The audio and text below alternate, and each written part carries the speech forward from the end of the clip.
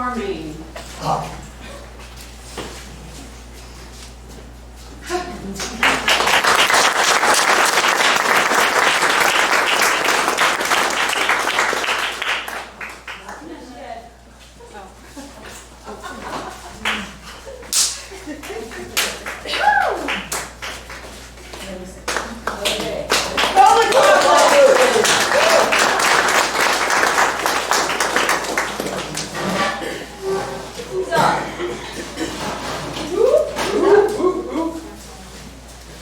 Hey, Al! Hey, Nikita, you're the best! Who, me? You're the best! You're the best! You're the best! You're the best! Hey, everyone! We've been learning all about leadership this week, and I think you need to know who I think is the best leader. The Beaver Patrol! The Beaver Patrol exemplifies leadership because they are super smart. They are great at tic-tac-toe and also very humble. I think the Bear Patrol, because they're great leaders, they're steady and sincere, and they're very patriotic, clever, and nice too. You know who I think is the best leaders? Who? Blue Buffalo. Because they're service-oriented, because they provide clean bathrooms. Yes. Yes. And they share their snacks. However, maybe the Bob Whites are the best leaders. At the very least, they're unflappable. We think the Bob Whites think of themselves, or think of the whole group ahead of themselves. Well, what about the foxes? Who? Whenever I think of the foxes, I think of F words. I think of fast, funny, fierce, fearless, fascinating, and don't forget, foxy. Well, I think the cooks are because they're good, and I haven't been hungry for 5 days. Plus, they're a great example of being friendly.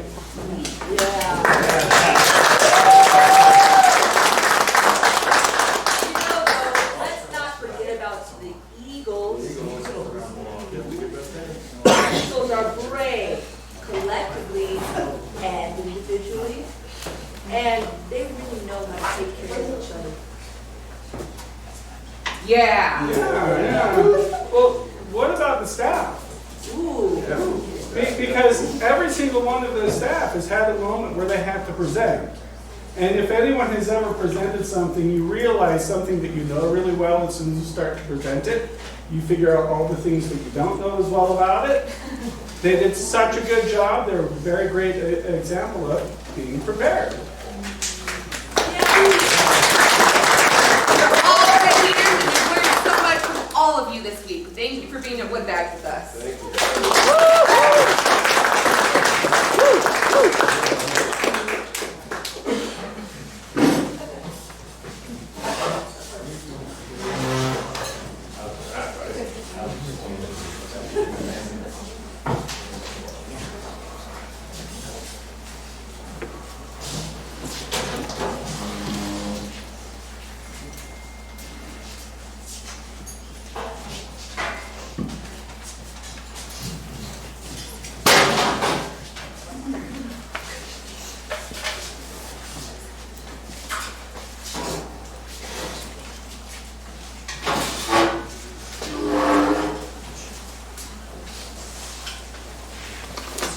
Okay, as our journey going through the Wood Badge, it has provided us with skills that we can use to have great impacts on lives that we participate in scouting. So we have a scene in here. We have a scout here that's going a little out of place. She's not wanted. She doesn't feel like she's needed by anybody.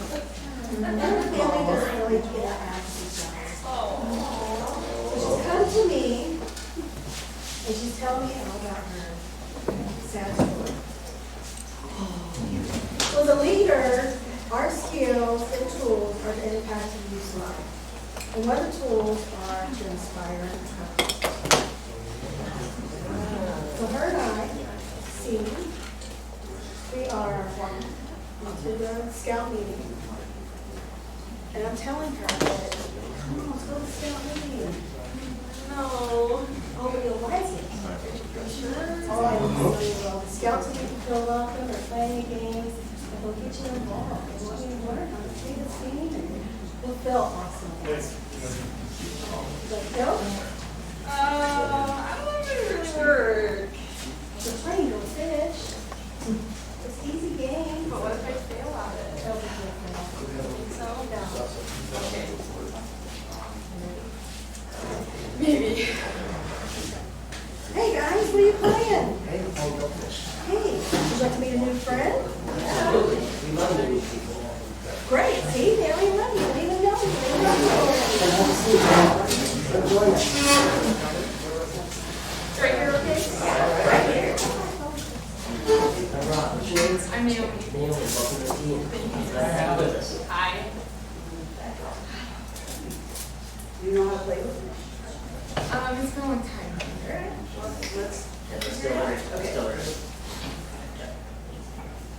So we've all come across youth at one time or another. They're not wanted, or they don't feel welcome. Until one of us we have to step in and bring them into a group of other kids that will accept them. Scouting is a different way of life. Our kids are brought in loving everybody, enjoying everybody. It's a friendship and a family that is always accepted. So when Naomi came in, we made her feel included, and she also feels Happy. happy. So I think that's, she feels accepted.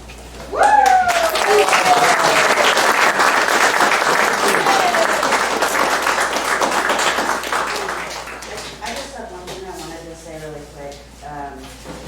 I did not have the benefit of meeting Lynn and her husband prior to this weekend, but she has been so great, and there was an impactful, it had a vast impact on me when we had the interfaith service, and I spoke to her and I said, you know, hey, we're not as a criticism, but just kind of a suggestion, you know, where your very first thing was a scout is reverent to God in your response. I'm like, where it's right at the very beginning, I'm like, I think it should be more of a, like a deity or a whatever, because if somebody's not necessarily a God, it would, they'll tune out, you know, but, and yada yada, and it really made an impact to me, and it really impressed me that she was very open about it, and we had this awesome discussion on back and forth, and because, I mean, religion especially can be one of those hot button topics, right? But she rolled with it. And then even more so, you know, I was like, okay, well, I talked to her, maybe it probably won't matter, whatever, you know. And then Sandra was our chaplain's aide, and they had that meeting that day, and she said, oh, she brought that up. And she wanted to bring, you know, put that as part of this and put that in everything. And I, you know, I don't know, I feel, I do not feel this loss to some of you that have had that privilege of knowing them for so long, but it's, you know, I'm very sad for this loss, and it's already making this kind of impact on me, and my thing is, my determination is, that is my takeaway, is that's the kind of leader that I want to be, and that's the kind of leader that I am going to strive to be, as somebody that in a few short days is already making that kind of an impact on me, and that kind of a belonging to me, and that's, I mean, the program was great, but that is my takeaway right now. And there's so many people that have done that, this experience, not just Lynn, I mean, with staff, with all of you guys, there's been multiple, and I'm very grateful and very privileged to be able to experience that with you. Amen.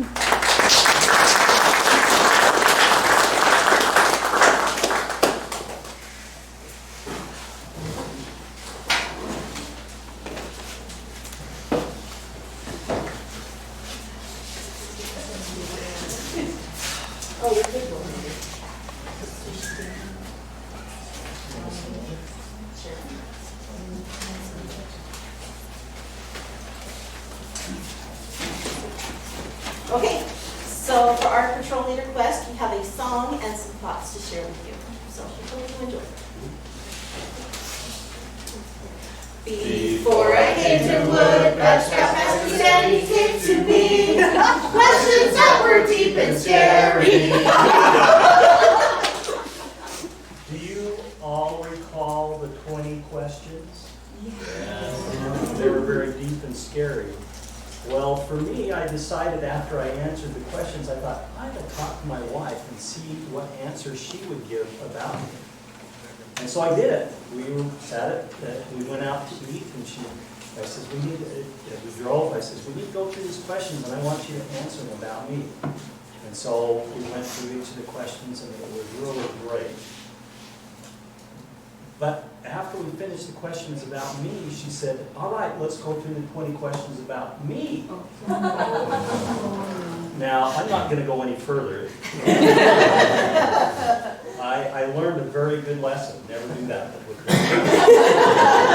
But it helped me look at how much do I really know about my spouse, and look at those things, because oftentimes your spouse is very aware of who you are, and sometimes you don't recognize their strengths as much as yours. So, thanks. On the first day of which Badge my attention came to me, diversity, crossover ceremony, and questions that were deep and scary. So some of the most impactful things to me over this time has been the acceptance of diversity among this group. That's really important to me as I'm leading this new group of girls that we have coming in, and just seeing the acceptance and that everybody who wants to be a scout can be a scout is really important to me. And then doing the crossover ceremony to really put ourselves in the kids' shoes, that also super important, because sometimes you don't realize what they think as they're going through that, and it really was pretty profound. On the second day of Wood, Badge my Scoutmaster came to me. Games with no rules, diversity, crossover ceremony, and questions that were deep and scary. So I think the second day is the day that our patrol really started to perform. We, for my instance, when I play games, I can get very competitive. But what I learned that day, and I think what we all learned, is that when I let you win, I also win. And we can win together, and we can all win. It's just a win-win situation. So yeah, that's it. On the third day of Wood, Badge my Scoutmaster gave to me 5 Wood Badge tickets. Games with no rules, diversity, crossover ceremony, and questions that were deep and scary. I don't know about you all, but on day 3, when they're like, you have 1 hour to have your Wood Badge ticket done with all your goals, I was like, what? And they're like, oh, you'll have time to do it. Well, the time never came. But what was cool was when the staff got up and they all talked about the things that they had worked on for their Wood Badge ticket, and as they were doing that, that vision popped into my head of what I wanted to do. And after that, my ticket items were just clear. They just worked with that vision. And so now I'm excited to work on the Wood Badge ticket, and it's not going to be something super scary. On the 4th day of Wood, Badge my Scoutmaster gave to me. Train them, trust them, they lead 5 Wood Badge tickets. Games with no rules, diversity, crossover ceremony, and questions that were deep and scary. So the other day we started talking about the train them, trust them, let them lead, and they kind of hit home because this week we were making a meal plan for a camp out that's coming up, and I kind of like started influencing some of the meals because I'm like, those are horrible. Like everybody loves the foil dinners, but our kids do not want to pre-cook anything. They don't want to have any of the prep done or anything like that. And so they put it in raw in the fire, and 6 hours later you might get something that's partly cooked or whatever. And so I kind of influenced that, and then as I got home, I looked at the rest of the list of the food that they were doing, and one of the things on the day that we're going home, they want to have Pop-Tarts. And that was literally all they put, was one box of Pop-Tarts.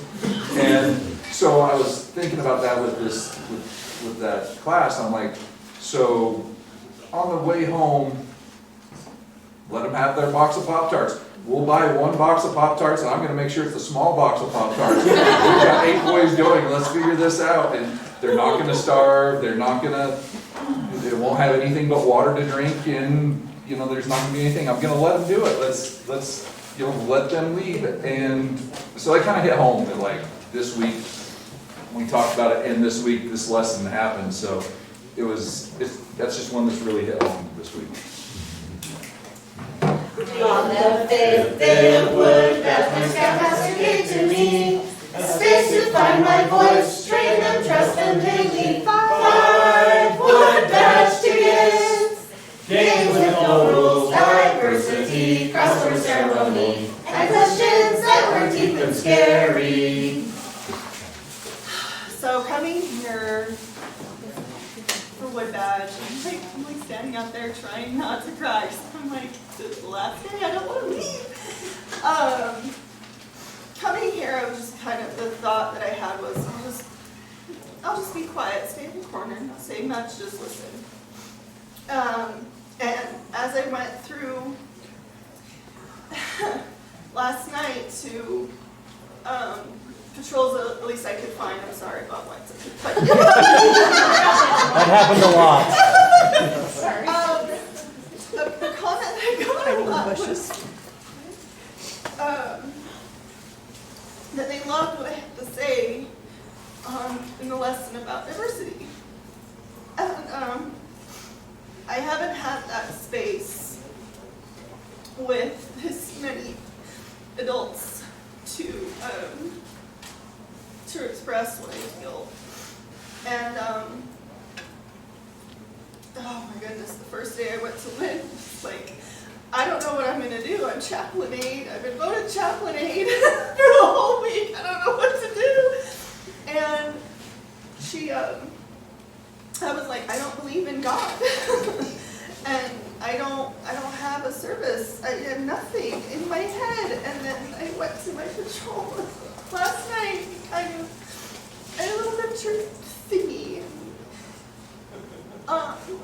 Had the thought to invite them, and every single one of them came and joined me last night in, you know, just this little miniature ceremony to kind of help with the courage to get up here.